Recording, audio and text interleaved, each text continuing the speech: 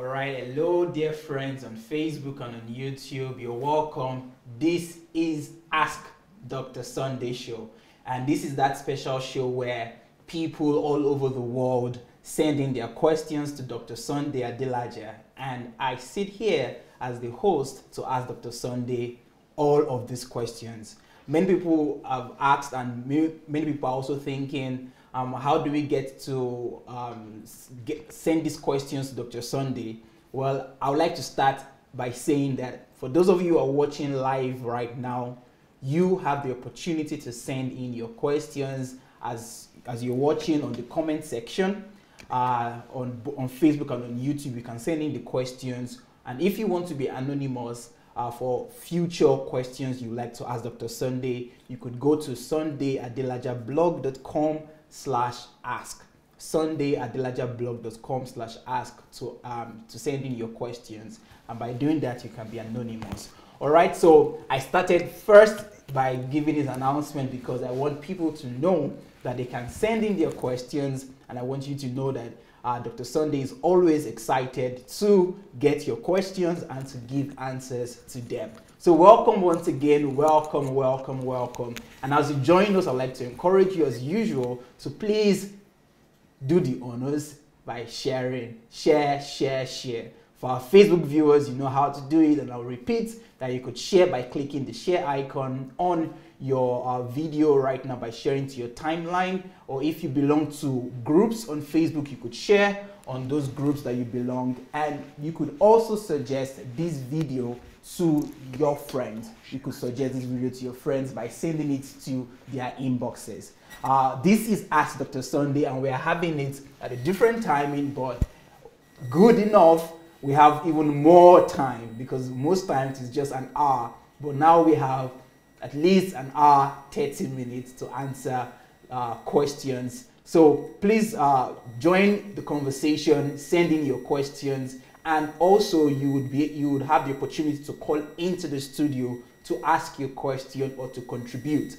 And you can do that by writing to us on Facebook Messenger. So go to Facebook Messenger and search for Move Agents. Search for Move Agents and write to us that you'd like to ask a question, or you like to contribute, or you like to share an opinion. And the door is always opened for everyone in DSA family. Okay, at this point, I would like to introduce to you the Dr. Sunday that we're asking the questions. All right, so guys, I present to you Dr. Sunday Adelaja.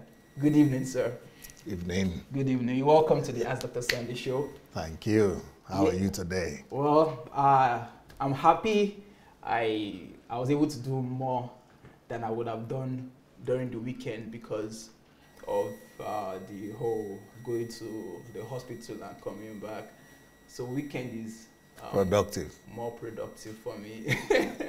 Yeah, so I'm happy that I'm more productive today. So we have questions for you, Dr. Sunday. Okay. And would like to go straight into it. Okay, so dear friends, we are diving straight into the questions. If you have a question, please feel free to share your questions.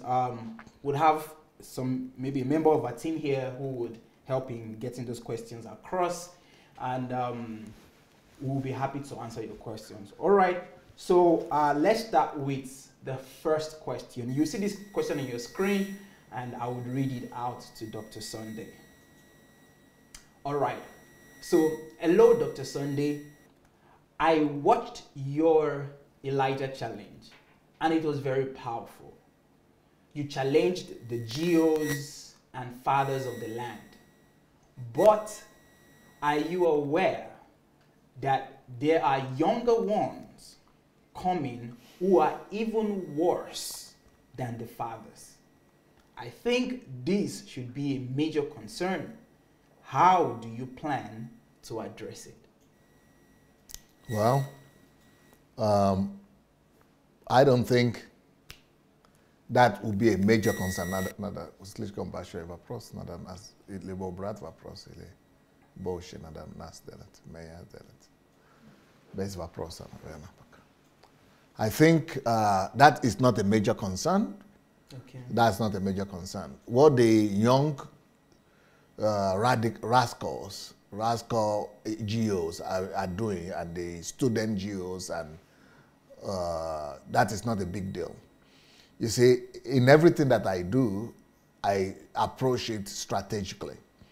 And for people who understand strategy, they will probably know better what I have just done and what I am doing and my approach to tackling this issue.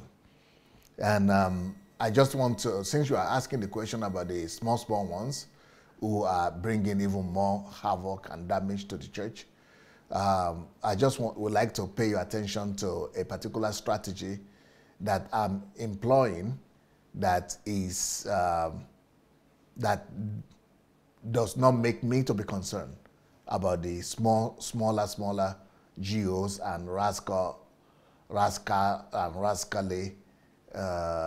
pastors and preachers who are causing troubles.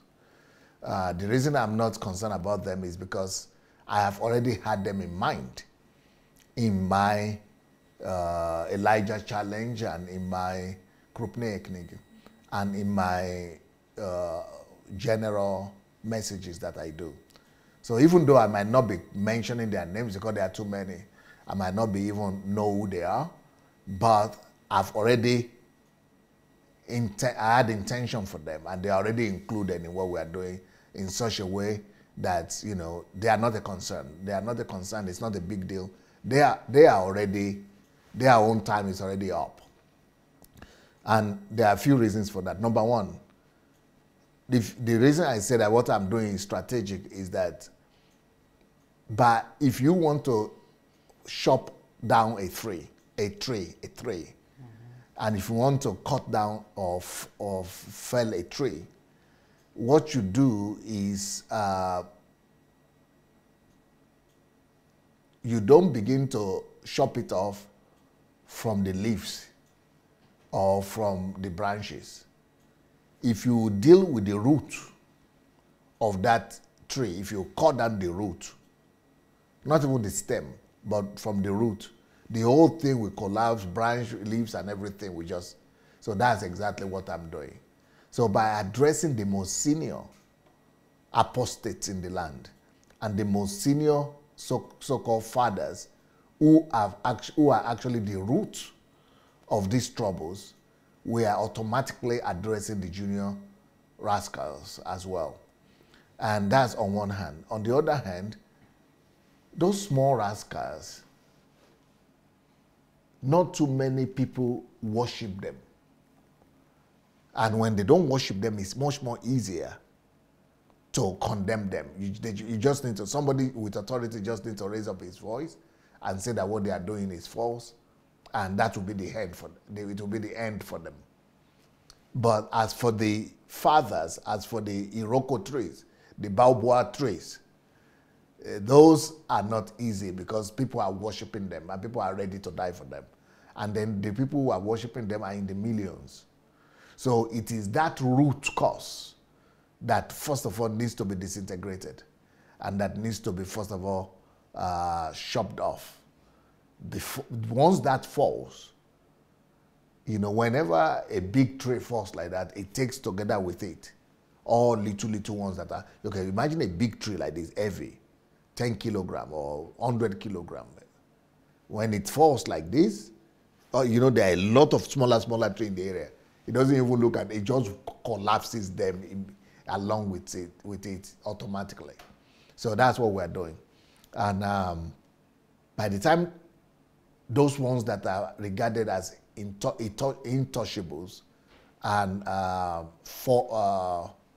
infallibles and flawless, by the time they are already exposed, you will see that then ordinary believers will be able to deal with these other ones.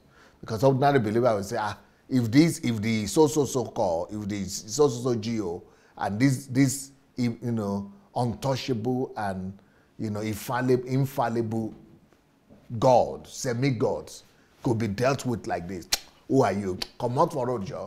Ordinary believers will just deal with them. So I'm not so concerned about those ones. Wow. That's a very good. I think that's a very good question, and your answer even makes it better. In the fact that it's always about where you're viewing from, your worldview and your stance, because the person who asked the question saw it as a major concern, and that is quite logical because, I mean, if the younger ones are worse, so that sounds like a major concern already. But your answer is so profound, and it is just deal with the roots. If you deal with the roots, you deal with the captain of the army. The army will scatter, and that's a great one. Well, thank you so much, Dr. Sunday. I don't know if you want to add anything because okay, all right, okay. So, dear friends and family on Facebook and on YouTube, if you're just joining us, that this is Ask Dr. Sunday show. You could send in your questions while you're watching live, and I will be able to read some of those questions, and you'll be able to get your answers live during this program. And you can do that by sending your questions to the comment section. But it is very important that you don't just write your question, but you start with a letter Q. So type letter Q and ask your questions. That would help our team to sift your question from every other comment. And if you're just joining, please kindly share. Let's get people to join into this question. We've gone through the first question and we'll be going to the next. All right. So we'll go to the next question. Hello, DSA. Please advise me. My pastor has brainwashed my husband and made him a pastor in one of the big churches in Nigeria. Now, he's more concerned about giving money to the church than providing for the house. Please, what can I do?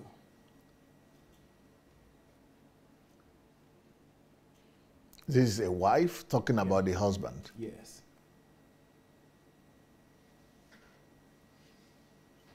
What can you do? This is a very, very, very, very tough situation. Because obviously, I could have said, just give him some of my teachings to listen to. Of course, that will create enmity even the more. And if I happen to be touching on their pastor, he might even get even much more annoyed. He would never try to like to listen to me. So what you will do is you have to make your position clear that you are not going to that church with him. That's number one, especially if you don't have the belief that you have to be in the church. Or if you go to the church, you know, make sure that you don't buy into the lies and the deceptions there.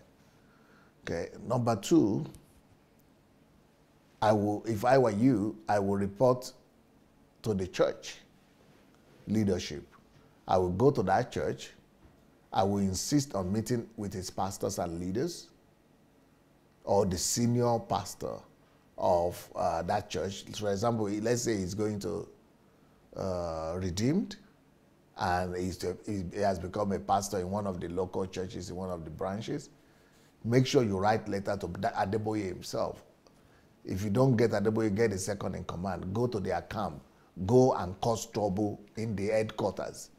Tell them in the Adelaja's office that I will not leave here until you deal with the question of my husband. I'm going to, or if it is winners, go to Oyedepo's office. Go to his building in the morning or in the night and say, I'm not going to leave here until your pastor deals with the situation with my husband. Go and cause wahala for the pastor. Then let the pastors call you and him to sit down together. And then let them know what they are doing. First of all, that's after you must have written letters to them. If you have written letter to them, don't reply. You have tried to call, no reply. Then you have to go there physical. They might say you have lost your mind. You say, no, I didn't lose my mind. This is the situation. I need your pastor to help deal with my family. You need to save my family. Your husband, your whatever, member or pastor is not behaving like a Christian. he is not, taking care of his family. And the Bible says that he that doesn't take care of his family is like an infidel. So I'm going to make you people know what is happening at home, and challenge you people to, to practice what you are teaching. So that is the second thing you could do. The third thing you could do is you could also take the issue to the family meeting. So I think you have some. I'm sure your family side and his family side, you have to raise the alarm with the two of them and let them know what the situation is. Wow. It's tough love. Wow. Tough love. This is a really difficult and serious question. But just to summarize what Dr. Sunday said, first is to write a letter, make calls, get across to the leader, the pastor, the top one actually, about this issue. If you don't get a response or a reply, then you have to go there physically and throw tantrum there. Let's just create a problem. They let people know that you're serious about what you want to talk about, and don't leave until they answer you or they give you audience. And if that doesn't work, then you could try the third option, which is to speak with family members about the issue. And I want to believe that this would be of great help to this woman or this lady who asked this question, and not just to her, but I believe there are many other women or many other people who are going through this a similar problem as this woman, and the response from Dr. Sunday, I want to believe would help one way or the other. So thank you, Dr. Sunday, for that question. I think that the person will probably be experiencing some fear and some concerns that if he does that the husband will threaten. That's the way most husbands will do, especially African husbands will threaten to divorce her or to chase her away. That you have gone to disgrace me, you have gone to cause me shame. That if you go, that's just fear. You must get rid of the spirit of fear first. You must make sure that you don't submit to those kind of fear and threats. So you just go ahead and do what you need to do. And if after you have gone there to the family, to the church to settle it, and now they still want to, you came back home or you come back home, and then your husband begins to tell you that, okay, I will not talk to you or I will divorce you. You will tell him, I'm going back to your pastor again. Because they are worshiping their pastors. They are seeing them as God. You keep on writing the letter that your man didn't change you. He didn't do what you said, though. Let's meet again. If not, you go and cause another trouble there. Well, that's true. And I really just looking at the terrain in Nigeria, I can imagine how difficult it would be for an average member of the church to gain access to these top leaders. That's why you've got to cause scandals. They don't like scandals. They don't like noise, and they don't like for things to be known. That's why they celebrate the plague of silence. Yeah. So, but you have to break that plague of silence if you want your problem to be resolved. All right. Well, talking about the plague of silence, I don't know if you are aware, speaking of our viewers, that there is actually a book that details the subject of silence and how to break free and how to get your freedom. The title of the book is The Plague of Silence. It was released a few weeks back. You could make your order of that book on Amazon or on Okada Books. The title of the book is The Plague of Silence. Do well to get the book. Yeah, that's the book right there on your screen, titled The Plague of Silence. All right, so we'll be moving to the next question. For those of you who would like to call, please write to us on Facebook Messenger, Move Agent. We would definitely have a time today for you to call in to ask your questions and also to contribute. or to share your opinion on any of the questions that have been asked today or that will be asked. Or they want to ask questions live. Yeah, or they want to ask their questions live. All right, so we'll go to the next question. Sir, I watched your series on love, and one thing that touched me is the devastating effect of attachment. My challenge, however, is that I am so attached to my family, and they also are likewise. How can we break this attachment so we don't suffer the consequences? If you have listened to the series very well on love, you will see that they're there. How to break the attachment is there. And if you don't break the attachment yourself, then God will help you with the sword. So the only attachment that is allowed in this world is between you and God. So just learn to be attached to God. Fall in love with God. Put God as number one in your life. Put it as your goal to emulate God, to copy God, to become like God, to learn from God, to be like God, to imitate God, to be a reflection of God. Once you are able to inculcate the nature of God into yourself, you will have no need in being attached to man, even if that is your family. Well, so can we say attachment to God would, I don't know if it's automatically, but attachment to God will automatically deliver you. Yeah, deliver you from attachment to man and to other things. Unless you are not totally attached to God. Okay. It's either of one of two things. Either you are attached to God or you are attached to something else. Wow. Okay. Great. Because why I ask that is because I'm thinking of it's going to be more difficult to detach if you want to just try to detach yourself from family members. But I think this is definitely a better option, that you're not conscious about detaching yourself from your family, which is definitely going to be difficult, but instead just get attached to God. And your attachment with God would help in the detachment. Yeah, automatically. Well, that's definitely a better option. Yeah. All right. So we have one of our viewers online who is asking a question, and he's saying that, maybe this is not a question first, but he's saying, please, can you load more books on Okada app? I guess he's in Nigeria, and he's asking if you could please load more books on Okada app. Yeah, I think that is Igor.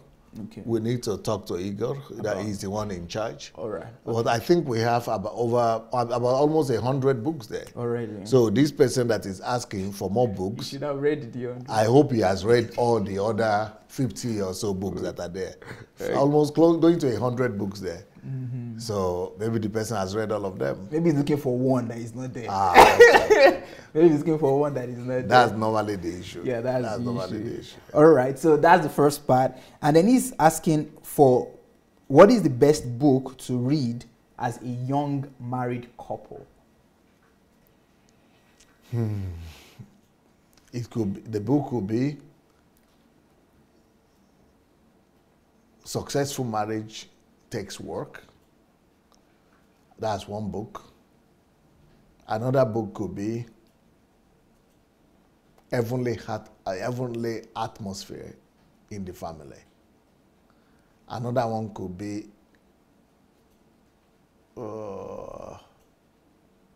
what do they call that?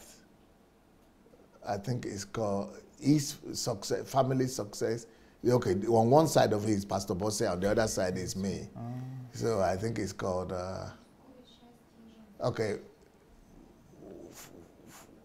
men's success, and the other one is woman's success. Okay, the happiness of a man, the happiness of a woman, yeah. Okay. It's called the happiness of a man on one side, and on the other side, the happiness of a woman. Yeah, the happiness of a woman. The happiness of a man, the happiness of a woman, yes. All right. Okay, so those were the books that were mentioned, and you could, I don't know if they are available on, because they are old books. I don't know if they are available on Amazon. Maybe, yeah. But I think Yeah, I hope so. but if you would like to get it anyways, you can write to us, dsasbooks@gmail.com, dsasbooks@gmail.com, and also do well to check it if you for their availability on Amazon, and then you can make the order there.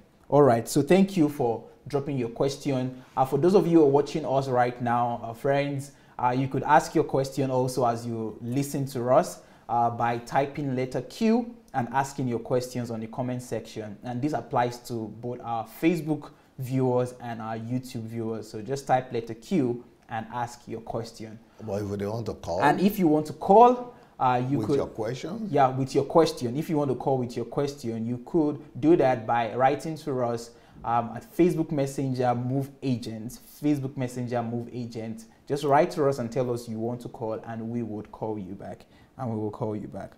Okay, so let's go to the next question on our slide. All right. Dr. Sunday, thank you very much for all you do and your teachings. I have a personal challenge I have faced all my life, and I need your advice. Hopefully, I would stumble on your response one day because I want to be anonymous. I'm a guy and I am struggling with homosexual thoughts. I love God and I sometimes feel bad. How can I overcome it? Okay, homosexual thoughts. First of all, you have to overcome it the same way you overcome all other sexual thoughts and sexual sins and temptations. There are 2 books I have in this line. And one of the books is called Understanding and Overcoming Masturbation and All Other Sexual Sins. So, of understanding and overcoming masturbation and other sexual sins. So just look for understanding and overcoming masturbation. Then the next book is called Sexually Free, Living Sexually Free. Those 2 books will be able to help you a great deal. Mm-hmm. But you could also go and consult with a professional.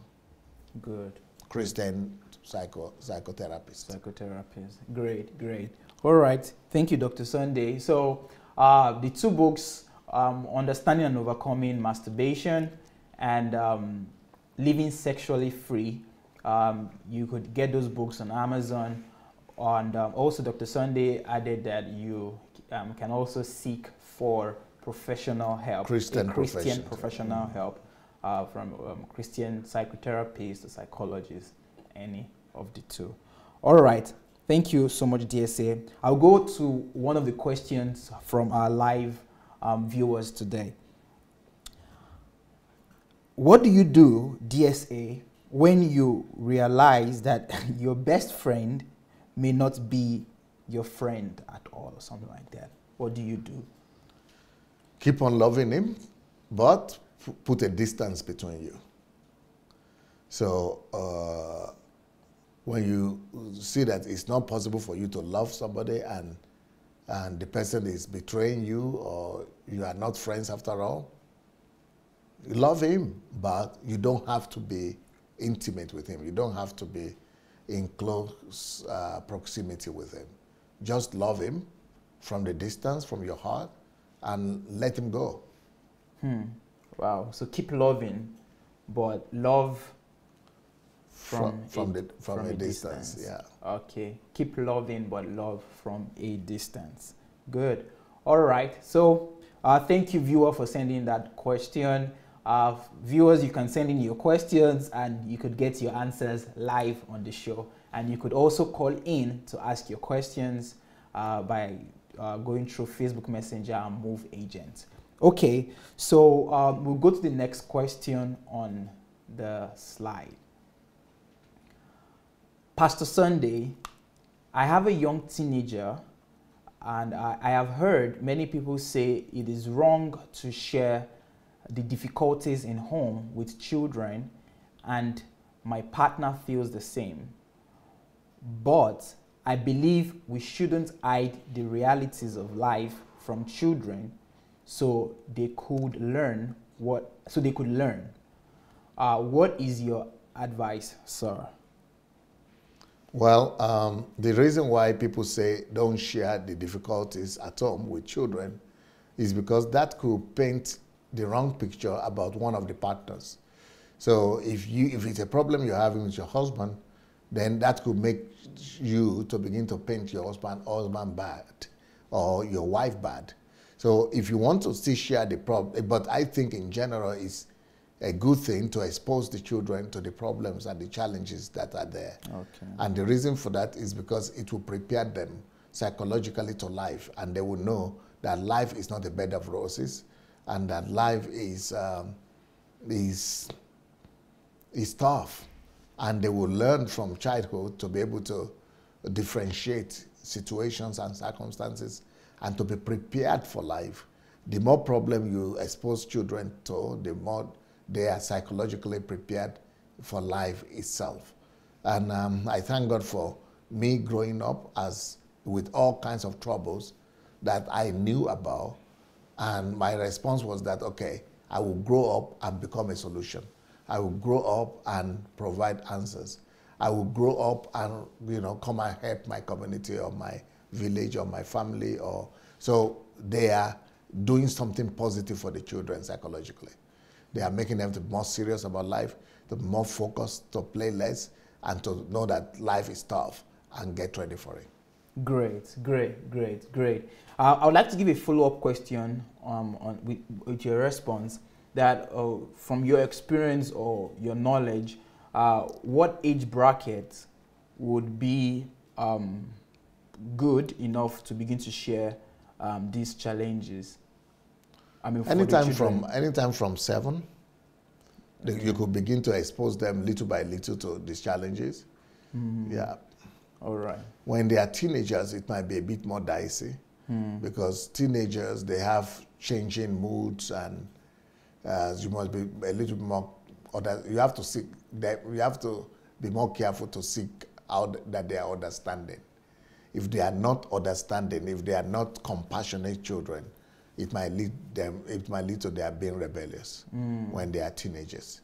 Mm-hmm. So before teenage years is better, after teenage years is better, but also during teenage years, but just to be more observant of their reactions and their responses to that, so that their responses should be that of empathy to the family and that of interest and willingness to help. But if their response is that of anger, then, anger against the family and against the parents and against the members of the family, then you want to keep them away from the problems. Great. Wow. That's very, very important. But I've actually taught on all these things on my series, the family series is called. So if you go to the family series, you will see that all these questions have already been dealt with there. Wow, great. On YouTube. Great. I wanted to follow up on a question though, which I would like to.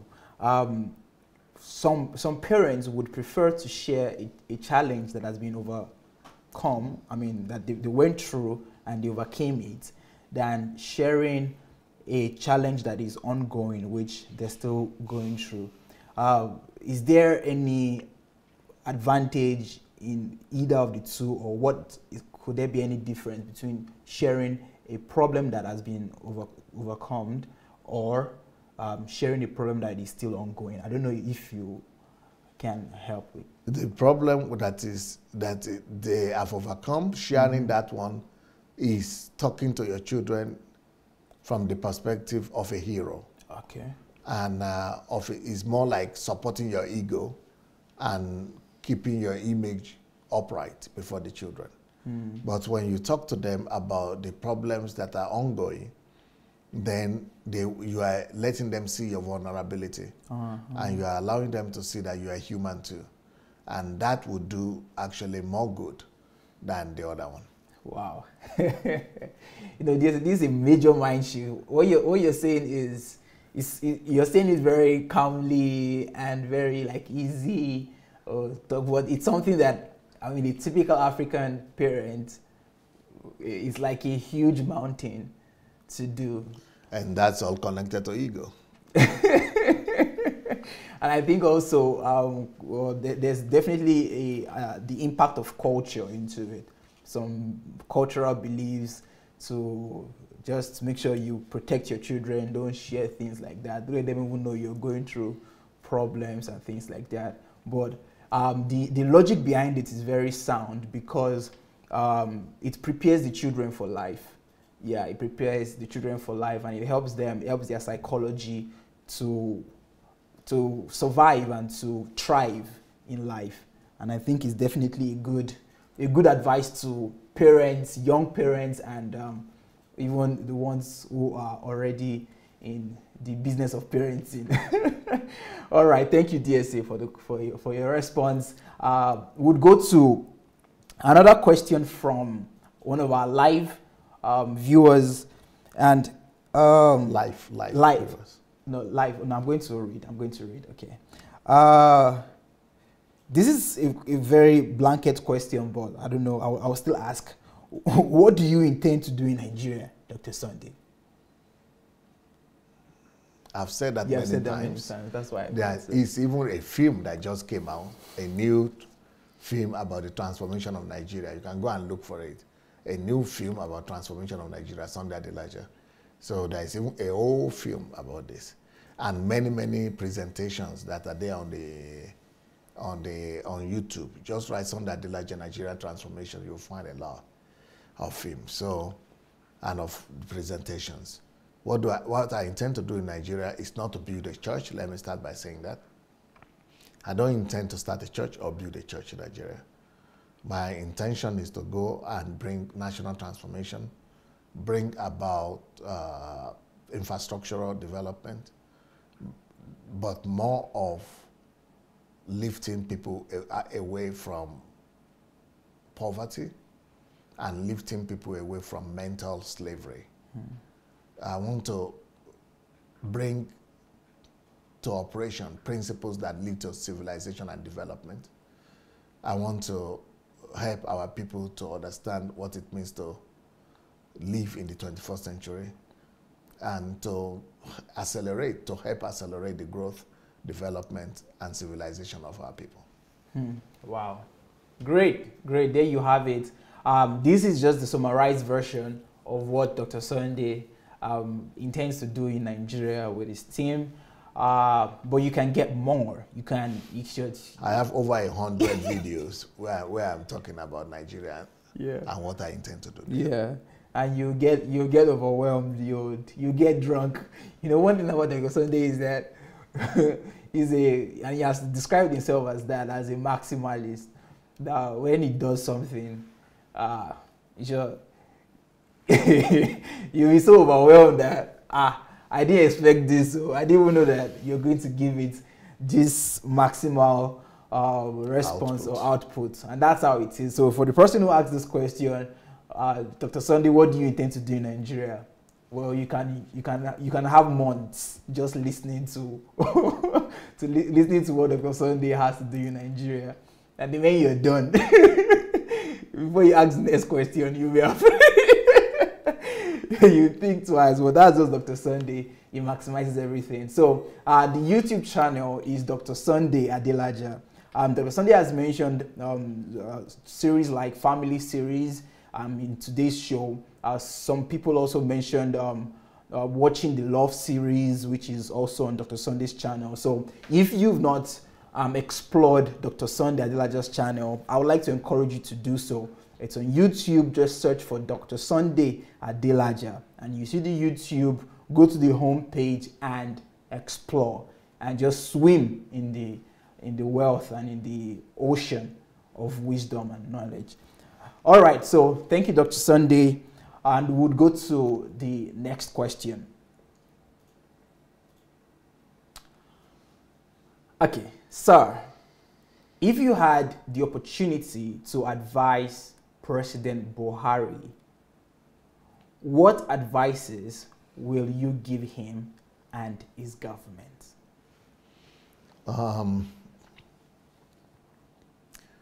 The first advice I'm going to give him is for him to pay more attention to the place of values and virtues in developing a nation. I will tell him that a nation is great not by the virtue of its wealth, but by the wealth of its virtues. So I will pay attention. Let me repeat that again. A nation, I will tell him that a nation is great not by the wealth, not by the virtue of its wealth, not by the virtue of the wealth or the natural resources or the money or the reserves or the oil, not by the virtue of the wealth of the country. So a country like the Congo that has a lot of wealth, like Nigeria that has a lot of wealth, we are still some of the poorest countries in the world. That is a proof that a nation is not great by the virtue of its wealth or resources or natural resources or gold or anything like that. But a nation is great by the wealth of its virtues. So when you find a nation that is wealthy in virtues, rich in virtues, that is what leads to greatness. The greatness of a nation first has to start with from invisible things, from internal invisible wealth, which are virtues. Virtues are invisible internal wealth, and it is from those virtues, when they are, identified and proclaimed, propagated, or legislated, and when they are accepted and received as value system, as as the new mode of conduct of the whole nation, that is the beginning of the greatness of a nation. For example, we all talk about Singapore. A lot of people talk about Singapore. But for Singapore to become the Singapore we see today, they don't have any natural resources, but they are very strong in virtues. You know what they started to do?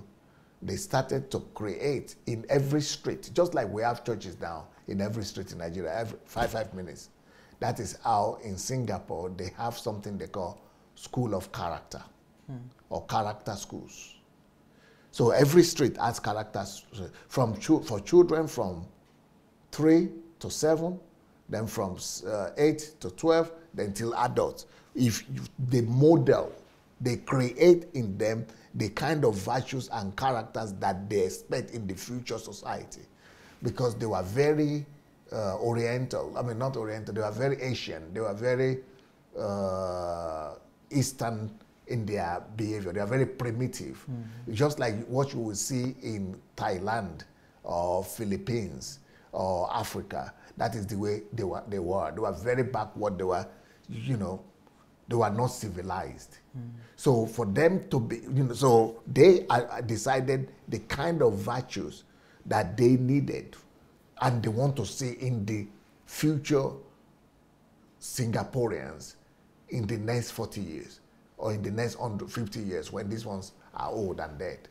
And so they have to reshape and remodel for the children, how to behave in the family, how to behave with the parents, how to behave in school, how to behave in marriage, how to clean houses, how to clean the street, how to take care of whatever is around you. Everything they want to, much like what the Americans did also with their, Hollywood started also by projecting virtues. How to talk to a lady, how to brush your teeth, how to be groomed, how to walk, how to appear in the street. They also taught all that in America. That is the reason why we see the civilization we see in these countries. But in our countries, we just leave all that for chance. Nothing happened by chance. We've got to start by emphasizing virtue and values development. We have to have a whole system of building in virtues into people. Who is a Nigerian? What do we expect from a Nigerian? Who should a Nigerian be like? What are the virtues that make a Nigerian a Nigerian? Right now, no identity, no definition, no list of virtues, no worldview that makes Nigerians Nigerians. It's just anything anybody thinks. So what we now identify as Nigerian are the vices, are the evil values and virtues, are the wrong things. So in Nigeria now is more identified with the wrong vices and their traces of character than any virtue, because nobody has an identity or a list of identified values that a Nigerian should be proud of and that makes a Nigerian a Nigerian. We don't have such a list, and nobody has developed them, nobody has come up with them. And because they are not there and they are not being propagated everywhere, just national anthem. And the national anthem is not being inculcated into people. It's not being groomed into people. It's not being taught to people even. They're just saying things, that's all. But for you to build a great nation, you must build them consciously, intentionally. You must build into them virtues, because nations are great, or a nation is great, not by the virtue of its wealth, but by the wealth of its virtues. So the wealthy a nation is in virtues, the greater that nation becomes. Wow. I'm sure you have more advices, but that one you just shared, you wrote a whole book about it, and that is titled Nigeria and the Leadership Question. And you addressed, you addressed this issue, not extensively, because you talked about a lot of parts with this your response, but at least that book addresses the Nigeria. Will you repeat it to them? Okay, the title of the book is Nigeria and the Leadership Question. Nigeria and the Leadership Question. And that book addresses just a tip of the iceberg of what Dr. Sunday talked about, that the problem with Nigeria is not leadership. I mean, Pastor Sunday went heads on what Chinua Achebe said, that the only problem with Nigeria is with our leadership. But no, the problem with Nigeria is with our value system. And he highlighted that. And also there's a book, apart from the book Nigeria and the Leadership Question, there is another book that is titled How to Discover, or Discovering the Purpose and Calling of Nations. I think it's Discovering the Purpose and Calling of Nations. And in that book, Dr. Sunday highlighted the 20 value systems, not that he formulated, no, but the 20 value systems that are very visible, that were written, they were engraved in all of our national symbols and everything for Nigeria. In the formation of Nigeria. In the formation of Nigeria. So yeah, in the formation of Nigeria, the 20 value systems that every Nigerian must identify. That will lead Nigeria to greatness. Yeah, that will lead Nigeria to greatness. So the title of that book is Discovering the Purpose and Calling of Nations. I will encourage everybody. That's one of my one of my best books that really opened my eyes and transformed my life and has given me a direction for my future. So I would like to encourage you all to please do what to repeat to get the book. Yeah. So the first book is Nigeria and the Leadership Question. Nigeria and the Leadership Question. And then the second one is this that you can see on your screen, Discovering. Yes. Yeah, Discovering the Purpose and Calling of Nations. Discovering the Purpose and Calling of Nations by Dr. Sunday Adelaja. You can get it on Amazon, or you can write to us dsasbooks@gmail.com. All right. And the second one is Nigeria and the Leadership Question. Yeah. Yeah, Nigeria and the Leadership Question. That is the other one. But the real books on this topic, as they are come, yet to come. Yeah, they're yet to come. That's the book right there. Nigeria and the Leadership Question. Preferring solutions to Nigeria's leadership problem. All right, so Do It Together book. It would be great. It would be great to read it. Okay. So thank you, Dr. Sunday, for that. I don't know if you want to give more advice. I think that is enough. Or maybe you want to give more? I'm just thinking about the future books that we are working on. Yeah. You know about one or two of them. I know about two of them. You know about two of them. Yeah. So one of them is going to be called what? Restructuring.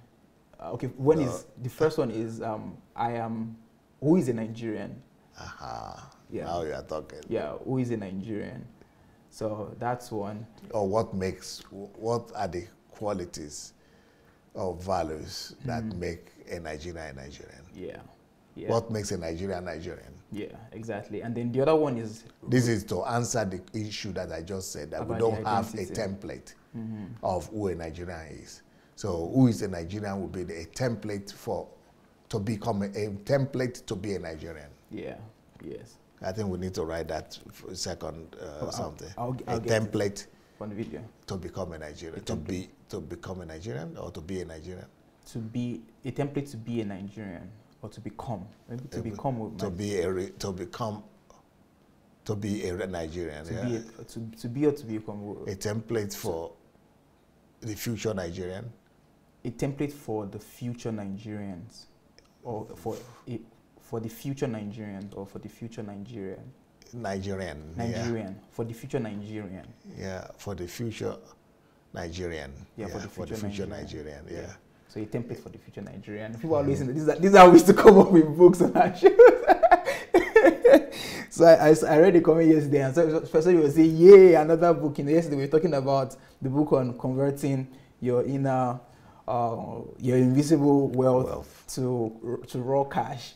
And somebody was saying, "Wow, another book is coming out," and I'm sure they're watching us and seeing us saying, "Okay, but this is what happens behind the scenes."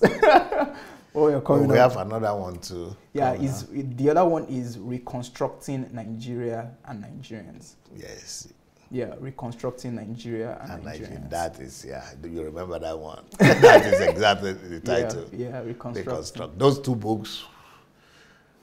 The future of the unborn Nigerians will depend on them. Yeah, I agree. And I mean, and those are the kind of books that show already didn't read, and all other guys, and they cannot function on that level. They can't function. Yeah. That's true. All of them, the future presidents, all of them, we have to read it. And every Nigerian. I want to produce textbooks that will create the best Nigerian possible. So there'll be 2 or 3 of those books that will make us to create the best human beings called Nigerians. If Nigerians will read them and follow them, they will become the best human beings on earth. That is the idea. Great. Well, books like this revive hope. That is definitely future. There's a future. But at least I would have created it. Yeah. It will be available there. Yeah. Because, when I was even growing up in Africa, I didn't know that this is. But in my heart, when I was hearing about Awolowo, Zeke, and that they are the fathers of nation, they are the founders of Nigeria. I was thinking, because I was hearing a lot of books, even in my house, we had them. One is called The Word of Wisdom. One is called The Word of Knowledge. One is called, all these are from Obafemi Awolowo. So what I was expecting to see in those books are, number one, works by Awolowo on what is a Nigerian, that they see. That they see as. And what is Nigeria supposed to be, an instruction of how Nigeria is going to be, instructions on and templates of who a Nigerian is, what Nigeria is supposed to be. Those are the things I expected to see. Seen those books. But when I started reading them, I grew up, I saw that it's more politics and politics. They are not the kind of thing. So I have to do it because nobody has done it. True. And very few people are thinking in that direction. Yeah, when you hear the campaigns and people talking about what they want to do in Nigeria, it's just the same rhetorics. I'm going to fix your role, I'm going to create jobs, I'm going to fix the lies, I'm going to do all of these things, but the the thing that really determines the greatness of a nation and that would lead to real transformation of a nation, very few people talk about it. It's like they don't even have an idea. Like you don't even, I mean, every other thing is their concern than this major thing. Okay, like even with Buhari now, everybody is talking about Buhari and how I talk about his integrity, and everybody is talking about his integrity. But they are not, they are just, even the APC people, they are just bragging themselves that, oh, the difference between APC and PDP is Buhari and his integrity. Mm-hmm. But the problem is that why can't they duplicate and reproduce that in all their members? You see, that is another thing that is lacking. Yeah, that's true. And that's why people always say that, oh, Buhari might be good, but he's surrounded with thieves and corrupt people. And so because of that, he can't do so much, he can't do well. So I agree with you that the value should not just be on one man, but it has to be a national orientation. The whole, it must be propagated, it must be engraved, it must be legislated. That is how we can really transform a nation. That is how we can really transform a nation. All right. Do we have a caller?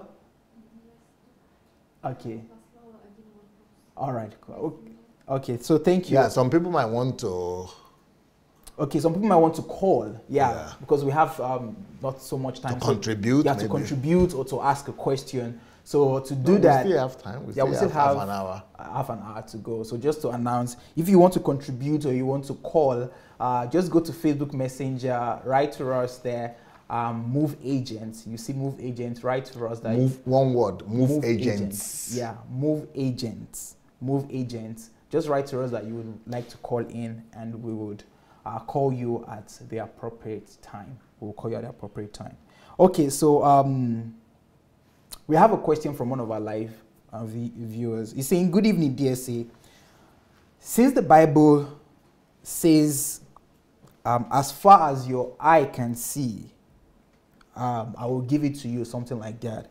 So he's saying, is it scriptural then to blame those who have accepted responsibility to build 50,000, 10,000, 100,000 capacity building, since that they, as far as their eyes can see, and they could see it, and then they... Is it scriptural then to blame those who have accepted responsibility or who can see 50,000 capacity and things like that? So is it scriptural then to blame them? Or to... I think this person is getting it wrong. You don't know the reason why they are being criticized. So the person like an Enenche who built for 100,000 is not being criticized that he built a church of 100,000, even though there are some things that are wrong with that as well. But what is being criticized is the fact that is a misplaced priority. Misplaced priority in terms of there are millions of people in Abuja or around Abuja who are living in penury, who are living in abject poverty, who are, you know, I just learned a new word from one guy I brought, the best teacher in Nigeria. He called them indigents. Indigents. Yeah. I never knew that word before. I don't know if you knew it, but I never knew it. Indigents, he said. Yeah, for needy and poor. Yeah, I just discovered after I spoke to him that that's the true meaning, but I never knew it before that. So indigents, there are so many indigents all around him, but you are putting that money in bricks. You are putting that money in structure rather than in human being. So it's about priority. What does God, who did God die for? Did God die for structures? Did Jesus give his life? Did Jesus give his life for, you know, buildings, for bricks? Or did he give his life for people? So, you know, and somebody will say, oh, but the building is going to be used by people. Okay, now let me tell you, we have 30 million children who are not schooled, who are out of school in Nigeria. Just 10% of that money that is spent to build that building is enough to take all those 10,000 children, 10 million children or 30 million children out of school. So will you rather go and put that money in a structure or will you rather use that money to take care of 10,000 destinies or 10 million destinies that will go ahead to reproduce God and you. And I think that would have been better. 10 million. What is a 100,000 seater when you can take care of 100? Even if this old money, it's the same amount that is needed to take care of 10 million. Can you imagine 10 million human beings? And then 100,000. 100,000 is nothing compared to 10 million human beings. And then the money to take care of the 10 million is nothing compared to the one you use to build a building that you only use every week, once on Sunday. Other days, during the week, you only use small rooms. You don't use it. And then you have so many poor people, poor families, and you see that in the Bible, the emphasis of God is on the poor. Is on the orphans and the widows and the distressed people. But that is not the emphasis of our pastors in Nigeria. The emphasis is on building their own empire. They are building their own empire. And that is exactly what Jesus said we shouldn't do. Because he said, in that day, you will see that there will be no stone upon another stone in this place. It will all be brought down. That's why there is no more temple of Solomon in Israel today. And that's why Jesus said, no, you don't need a building to worship me. For you to worship me, you will not need to come to this mountain or that mountain. Or you will not even need to come to Jerusalem anymore. You only need to know me in the spirit and in truth. You don't need buildings, because now in the New Testament, human beings are the temple of the Almighty God. And God doesn't live in buildings that are built by human hands. So, that is already, clear enough that that is not God's emphasis. If you want to have a building, go ahead and have it. But first of all, pursue the weightier matters. And the weightier matters in the eyes of God are matters of justice, matters of love, matters of kindness, matters of, personal relationship with God, knowing God, knowledge of God. And you cannot know God, you cannot love God without loving people. And Jesus said, by this shall you know that you are shall people know that you are my disciples, by love that you show. And love that you show not to your ego, not to building buildings and structures, but to building people. So that is where the problem is with those people who are building structures and why they are being criticized. It's not that they have an ambition or they are saying something and they are realizing their ambition. Good, but put God's priority above man's priority. Man's priority is building. Man's priority is ego, is properties, is numbers. But that is not God's priority. God's priority, for God so loved the world that he gave. So, but instead of these people to be giving their most precious things, like God, they are not giving their most precious thing. They are not giving of themselves. They are rather collecting from everybody else to build a monument, a structure, or brick for themselves, and just to say they are using it to house people. People can even be on the field to pray to God. They don't need to be in the building. And then when these same people are hungry, when these same people cannot send their children to school, when these same people come there to pray, cannot even eat 3 square meals, and then you are saying you are putting that money in structure. I'm saying the $1 billion that was used to build that building, or over $1 billion, that is the structure that you are seeing there. It's in building, it's not in people. It's not given to the same 100,000 people who come there to worship. If the money has been invested in them, they would have changed Nigeria. But the money is not being given to those people to empower them. The money is being it's put in the bricks. It's not in the people who come there to pray. So it's like Jesus said that you people said you cannot swear on the temple, because if you swear on the temple, it's a curse. But you can swear on the cup that is in the temple. It's just like saying the same thing that Nigeria is doing today. We are honoring the building more than the people that it was built for. We are spending money not on the people for whom the building is built for, but you are spending money on the building that is built for people, not on the person that you are building for. That is the problem with these people who are building 50,000, 100,000 seaters. Yeah, very clear. It's a misplaced priority. Yeah, the priority is misplaced. The focus should not be on the buildings. The focus should be on the people. And if the people are built and they are developed, then it won't just be the church that would benefit from those people, but the nation. like what you just talked about, the millions of out of school children. I mean, Nigeria has the highest. So a big amount of people are out of school. Now imagine that just that 10% of the money used to build that large building, invested in those children, and they go to schools and they develop, they learn skills and they become skilled people. It would not just benefit their families, but it will benefit the nation, and the nation will become, and generations to come.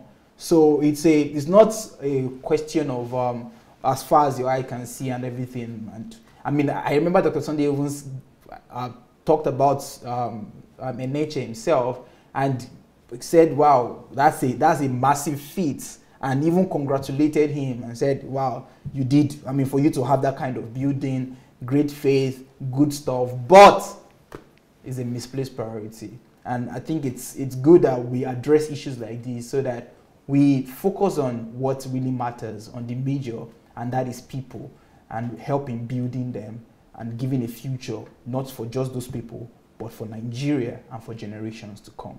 So thank you, Dr. Sunday, for that response. For those of you who are watching us, this is Ask Dr. Sunday, and I want to believe that, I'll guess that you already know that this is that show where Dr. Sunday answers every question, any question shot at him, gives his answer to the best of ability. All right. So, like as you can see on your screen, the book, The Elijah Challenge. The Elijah Challenge. Well, this is a book that every Nigerian, every African must read. Do well to get this book. It's still on pre-order. If I'm correct, the book is on pre-order for $3. The book is on pre-order for $3.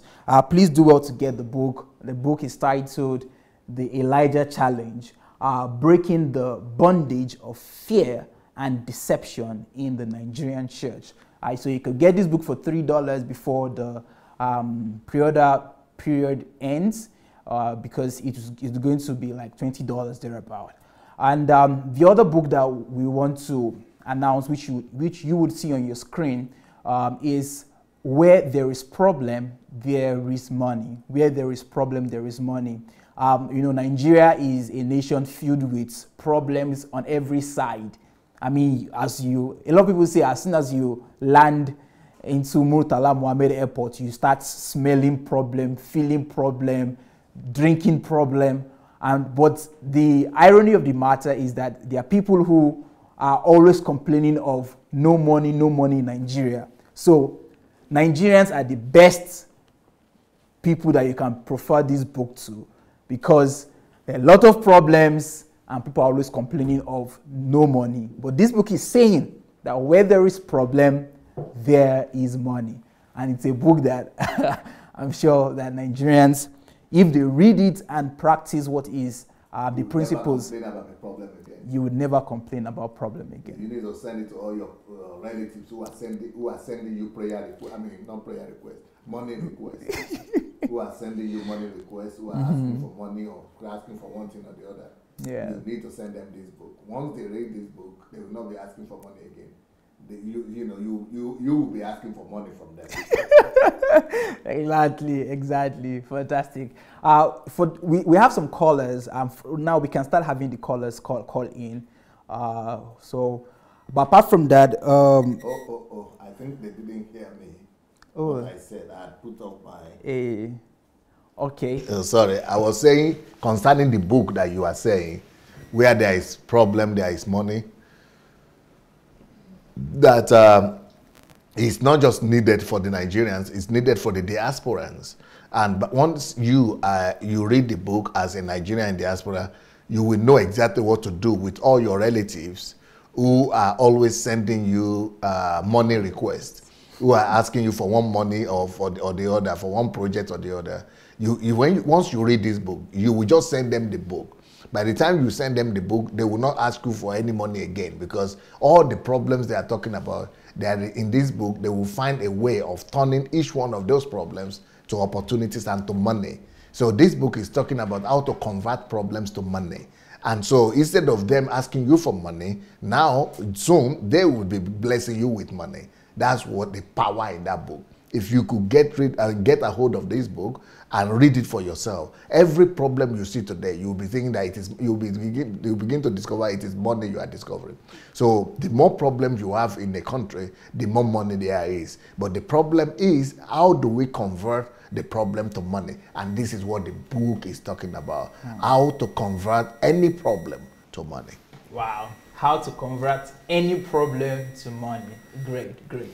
Okay, so we have the opportunity for people who would like to call into the studio to ask their questions. You could do that by going to Move Agents. That is on Facebook Messenger. Go to Facebook Messenger and search for Move Agents and write to us that you would like to call in, and we would call you. You could call to ask your question. You could call to give a contribution or to share your opinion. The line is open now for you to write, not to call. For you to write and not to call. Not to call? Not to call. They shouldn't call us. We would call them. So just write to us that you want to call, and then we would call you. Don't call into the studio, please. Okay. Do we have a caller now? All right. It's already ready? Hello? Hello, TSA, and hello, Dr. Hello? Yahoo? It's Miles from New Zealand. Yes, how are you, Miles? I'm doing all right, thank you. Good. Okay. Thank you for your offers and our line of thoughts in regards to fixing Nigeria. You know, they are really very brilliant, and I really identify with them. Okay. But in reading some works like historical works on society, I came to realize that in reading what? There's some works on society. Some societal work. Oh, okay, okay, yes. Yeah, I came to realize that there is no single black nation that is doing so well at the moment. Even Haiti, who's the first, that is the first independent nation. We look at Liberia that started so early. There is no single one. Look at Ghana, even Rwanda that people are talking about right now. It is not, I don't think it has reached that level of civilization. You know, it is, I don't know, when the work I was reading, they were saying that I think one of the causes of this issue is like the white men came and raped the African continent so much that it left us to that we can't even be on our own anymore. That the suggestion was that the whites shouldn't have left the African continent. They would have walked with us to a particular point, just like they did in South Africa, and we saw the level that South Africa got up to. And you talked about Singapore or China. You know, let's say they are of brown skin color, and let's say that they were not raped as we were raped in the African continent.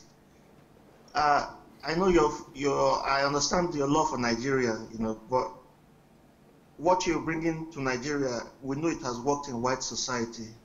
Is the problem with Africa, is it like do we reject all these changes?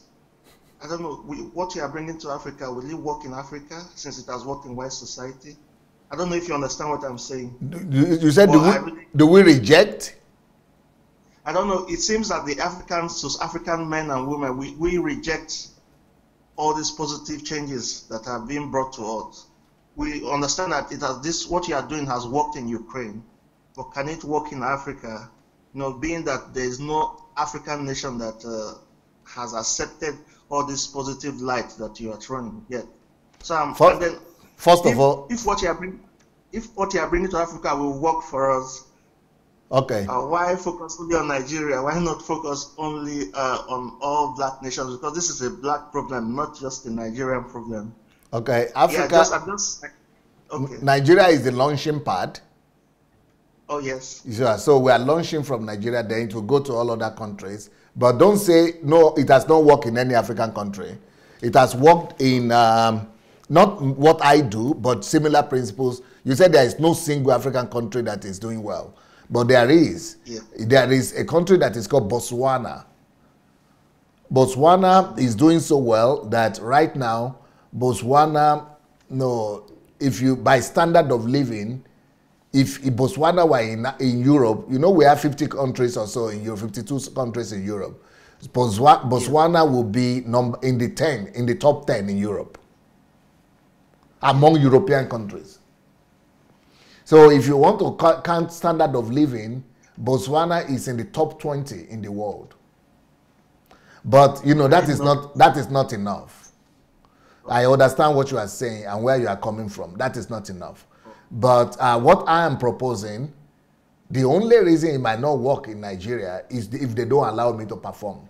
But if they will allow me to act and do what I want to do, believe me, it's not respecter of people. Concerning but there is a greater question, underlying question that you are asking, which I hear as well. And what I'm hearing from you is there anything wrong with the black man and with African people? Are we capable of building a civilized society? And what is wrong with us? Are we under a curse or not? And for you and all the people who are asking this question, immediately after maybe April or May this year, I'm going to do a series on black people. And why are we backward? What is the reason and explanation for our backwardness? And what is our future? Oh, okay. It's going to be called Are Black African People Cursed? Wow. And I'm going to spend 1 month just dealing with that question. Every day for a month. Well, I'm looking forward to it, dear sir. You are an intellectual giant. It will interest you greatly. Oh, thank you so much, sir. Thank you, sir. Okay, bye, sir. Wow. Imagine, that's something that we all whet some appetite for April. About the question. It might be April or May or June. Yeah. Is the black African or are the black Africans people cost? Yeah. Well, great. I'm just thinking about that. But well, let's see if we can have a question before we have a call. A call. Yeah. So let's try to have a question and then we'll have a call. Okay. Let's go. Yeah. Let's just have it. There should be one more on the screen. Okay. Dr. Sunday, how do you settle a rift between parent-in-laws? So this is not a rift between son-in-law and daughter-in-law and their parents-in-laws. No, I think this is between two sides. Yeah, the two parent-in-laws. Yeah. How do you settle such a rift? Number one, it starts with getting rid of ego, which is basically humility. So people, both sides, or at least one of the sides, must humble themselves. Secondly, after humility, these two sides, or at least one side, must learn to honor the other side, or respect. Thirdly, another way to resolve it is through the children. The children could say, for the sake of our love, we love one another. And because we love one another, we beg you on our knees, please love one another and forgive one another for our sake. We are your children. I think this might be a good way to go. Wow. Well, there you have it. How to settle or how to handle a rift or rifts between parents-in-laws. So how do you settle a rift between parents-in-laws? All right, thank you, Dr. Sunday. Right now we have maybe 10 more minutes to have our callers. So we're going to put a pause to our questions at this point so that we could have callers to call in and give their question, their contribution. So the floor is open. Do we have a caller now? Okay. So we're going to have, so is the caller there? They are going to call. They're going to call. All right. So meanwhile, let me see if there's an additional question here that I can ask. Or comments. Or comments that I can We already read. have a caller. Okay, we have a caller. All right. So let's have the caller. Hello, caller. Hello. Hello. Good evening. Good evening. Dear, I said, Nami again, no. From France? Yes. That is Grace or who? No. Mercy. Not Messi. Mercy from France. Yes, I remember. Yes, sir. What the one I want ask then? Yeah. This thing I waiting don't they happen. So I know say you will give me the answer. Okay. The thing be say, it can't be say my husband now no, he not there with me. So me I dey for France. Yes. So in the work for where in there for room. So Okay. he can't talk say he will come, and so he dey promise. But not be say he dey nice so for every other area. Okay. He will tell me say he won't come settle down with us. He will come. Some more time he will say he won't take this in passport. Some more time he will say he won't. So me not can understand the gay. So what thing I will do now because the thing they really they bother me well. So I can't they think I know they really they disturb me. So I beg I won't make you answer me. Make I know what thing I will do. First of all, you have to have an open talk with him and sit down with him on Skype or on, video call and let him know that my husband, please, I love you. Are you with children there or without children? We got children together. Will you have children with you? Yes, now we don't. Yes, we don't marry self. How many children? I think 2. 2 or 3? Plus it's more one way them. I can't be 3. Okay. So you have to let him know that you love him and you are ready to wait for him, but you need his assurance and you need his affirmation. So if he is very nice the way you are talking, then just tell him that you are praying for him, that but you are concerned that you should just But if you are in France, why can't you travel to meet him in Rome? That's very close.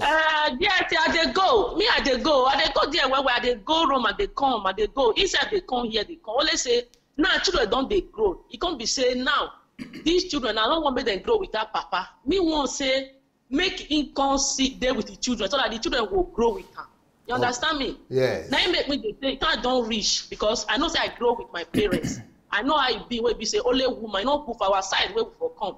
You know, go make only woman they raise children. Children where only woman raise. You know, be like waiting papa and mama raise. Different they day. And now tell her say time don't reach, make it be say he come so that the children will grow with her. And now that one I make me the talk. So he don't say he will come. Some more time he will say he can't be say I won't take my passport first. I won't take this one first. So now you make the thing they bother me. So now you make I say I don't know. I be not one patient again. Now you make me say make I fair talk to you first.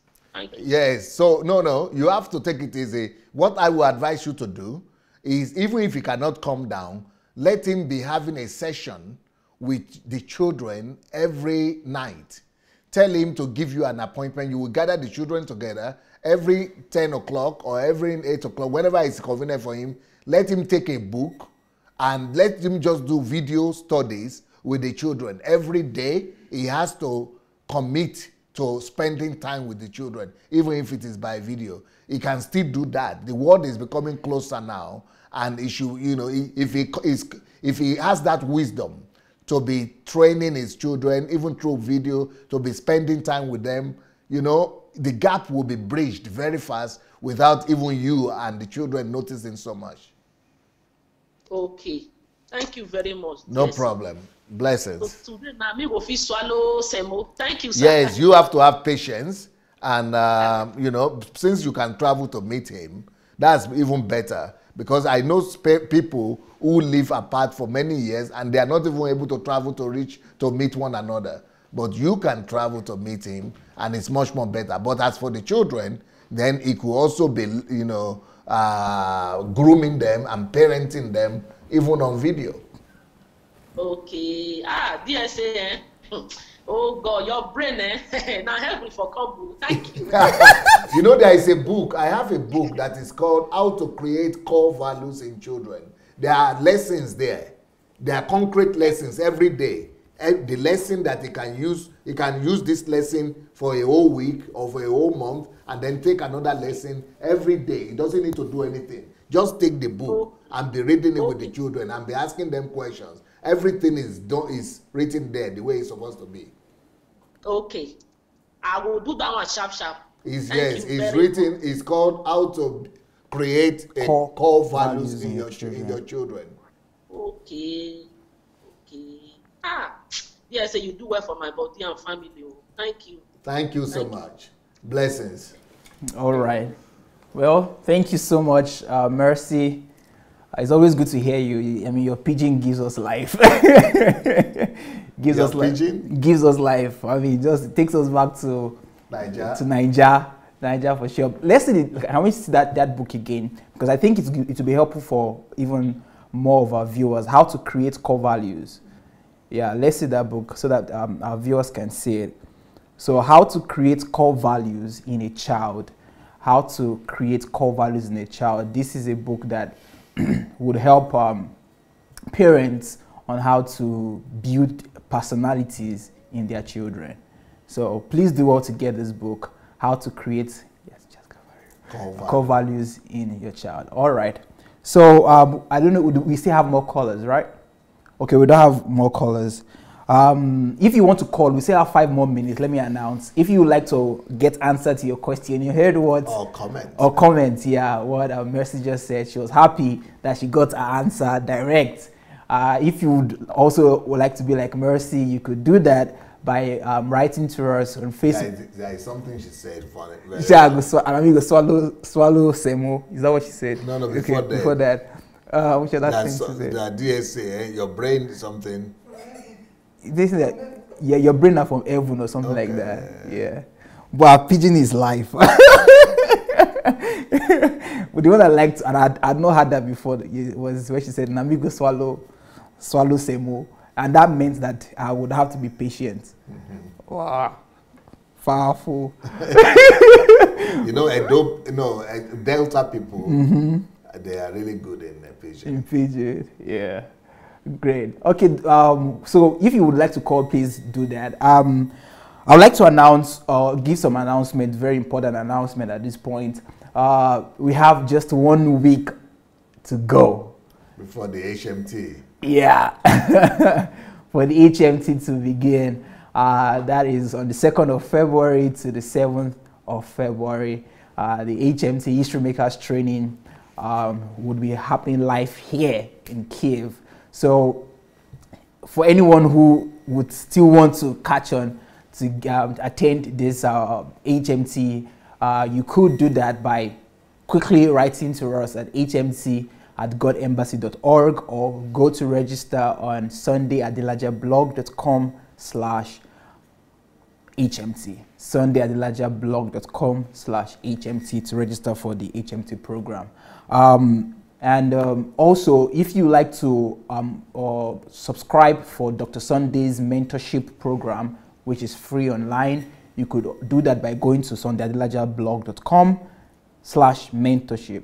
sundayadelajablog.com/mentorship. And also, if you want to ask questions like we have today, but you want to be anonymous, you don't want people to know that you're the one, you could send in your question anytime. It's always there at sundayadelajablog.com/ask.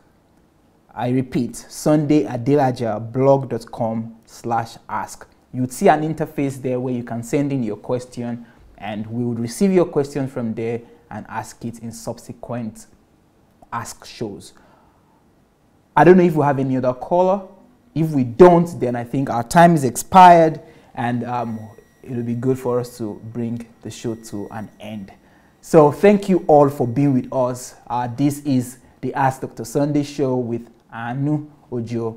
And if you've not shared, please kindly share. And at this point, I would like to give it to Dr. Sunday to end the show. In the next 30 minutes, I'll be coming back to you again on the program, how to know God through the Holy Spirit. But if you want to be receiving our messages every day on WhatsApp, on your WhatsApp, on telephone, please do send us your WhatsApp number, and our number is +38 098 596 3838. You see it on the screen now. +38 098 596 3838. And in the next 30 minutes, I will see you with the teaching on the Holy Spirit. Thank you so much. Peace.